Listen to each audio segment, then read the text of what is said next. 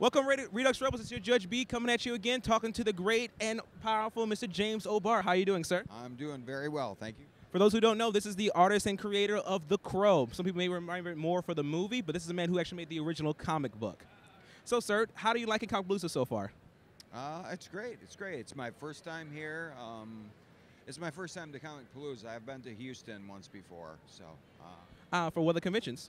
For conventions or something else? No, actually, I was giving a talk at a progressive art school that's here. I can't remember the name of it, but I had a good time the last time I was here. I went to Galveston and went to the Aviation Museum, which was amazing. That's great. Now, I know you probably asked the question many times before, but what was the inspiration for The Crow? I had a lot of emotional problems. Okay. I understand.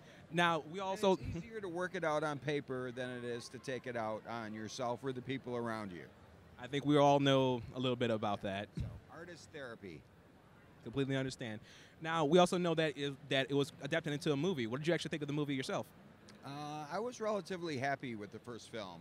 I mean, I was especially happy with Brandon and the production and the director and all the cast. You know, it was a very, very small budget film. You know, it was a $10 million film, and to give you a point of reference, the average episode of Star Trek: The Next Generation cost $14 million, and that's 42 minutes. So there were a lot of budgetary limitations that I was unhappy with, but overall, between Brandon and the director, I was pleased. I completely understand. The first one was a cult classic, and we know there's been a lot of sequels and other things to it. That's what I hear. That's what I hear. I haven't watched them, but I've heard there are. In my personal opinion, I don't think they live up to the first one, but that's because of things happening. Well, the story has a definite ending, and the idea of trying to turn it into like a James Bond franchise is just foolish, you know.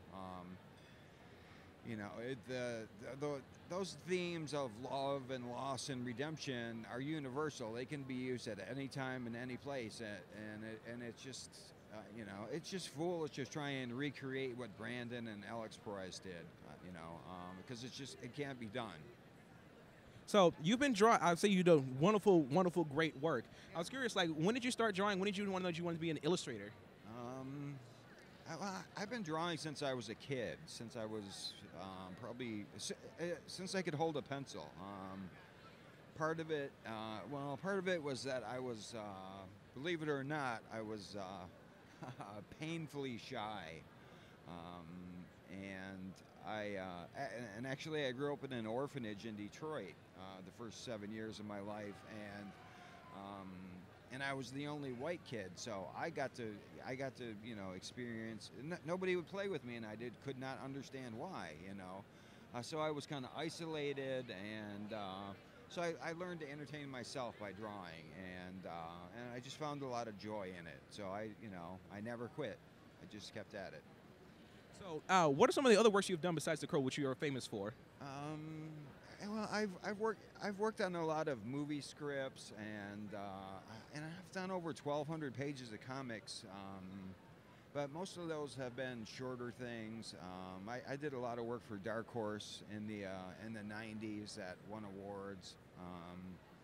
But the Crow was 100% me. I did the lettering, I did everything on it. I had no help whatsoever. And lately, I've been working with IDW on some new Crow series that deal with the same themes, but not the Eric and Shelley characters. And both of the ones I've written have been really critically acclaimed. So I'm pretty proud of them. That's awesome. Now, for anyone who actually wants to become an artist to your caliber, what would you actually tell them? It's just like learning to play the piano.